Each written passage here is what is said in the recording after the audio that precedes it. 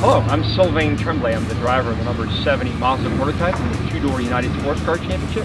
We're here at the lovely Mazda Raceway, basically our spiritual home, and we're going to try to get you behind the zoom and give you some tips to make you faster here at Mazda Raceway.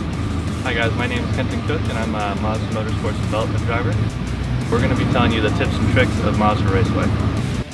As you enter the front straightaway here at Mazda Raceway, a good visual reference of the Mazda bridge is really the D on Mazda. That'll set you up for a nice arc as you climb over the hill, heading over to turn 2. So we'll focus on that particular D as you enter it. You don't want to be too close to the wall because it really hurts your middle part of the hill and the car gets light. So we'll talk through that aspect of it, but the D is always a good reference here at Mazda Raceway. As we pick up the D in Mazda as your visual cue, you cross under the bridge and you'll see a set of 3 telephone poles. The middle one, which would be the second pole, is your second aiming point. As you crest the hill, you're getting ready to get the car light, and before you land on the other side, it's always a good aiming point. Well, coming into turn 2 at Mazda Raceway, our number 1 board is going to be our turning point for most corners on this track.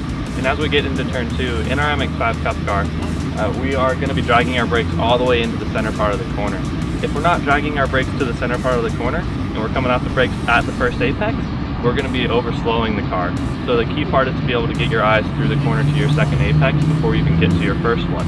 The track out of turn 2, the curbing is very useful, but you don't want to use too much and go off the track because people tend to actually drop wheels here a lot, and by the end of the weekend there can be a pretty big rut and you can actually end up scraping the bottom half of your car. And by the time we get to turn 3, we want to be on the left side of the road, but we don't want to rush to the left side of the road, so we kind of let the road come to us. This is actually a very good reference for our turn 3 turn-in doors.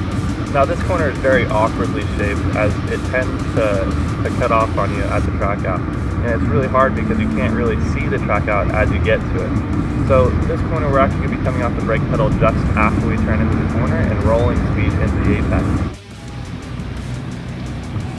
Well, another cool trick to Mazda Raceway is that curves are actually painted with a special paint.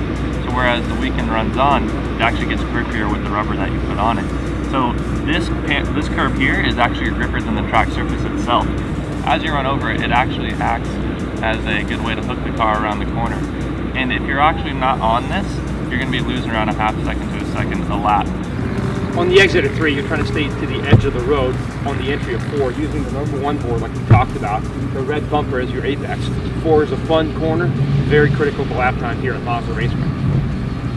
As we approach 5, like we talked about, to the edge of the road, aim for the number 1 board as your turning point, red bumper as your apex, and the car here, a lot of compression on the end so you can carry more speed, easy braking than you think. Car kind of tabletops, get it perpendicular to the track, shoot all the way to 6. You want to make sure you're using all of the apex curbing here, but not the red curbing. If you're using the red, you're going to not have a left front corner on the car, and you're going to be having a fun time getting up the hill with no left front on the car. And as you get to the track out, if you do make a mistake at the apex, make sure you just ride it out, drop 2 wheels or go 4 wheels off and just ride it out. As you approach the corkscrew, it's all about car placement. You want to be releasing the brakes before you crest the hill so you don't have any front lockup. Trying to get your car all the way to the right side of the racetrack so you're in the right place before you get to go down one of the most fun corners here at Mazda Raceway, the famous corkscrew. As we're trailing into the corkscrew, you're going to be trailing the brakes all the way down to the apex, looking for the tree. And as you get to the compression on the second half of the corkscrew, you're going to make sure you're on power by the compression. Just make sure you don't track out all the way to the white curbing, because it makes it easier for you to get back to the right for 9. As we're coming into 9, we're going to be 3/4 the way up the track and making sure we're getting our eyes up to the apex and start bending the car down into the apex, making sure we're getting all over the apex curbing. So corner 10 is important for a couple different reasons. It really sets you up one of the best passing zones here at Mazda Raceway, which is the braking for 11. The number 1 board is your turning point. The red bumper is your apex. There is some compression and the corner does tabletop, so it's important to have smooth hands to that particular corner. Use all of the road, but not the curbing. And that'll set you up for 11, which is really one of the best corners for passing. Our slowest corner on the racetrack, a very important corner to lap time. All about car placement on entry, about carrying the brakes all the way to the apex, turning in and getting on the power as soon as possible to get a good lap time here at Mazda Raceway.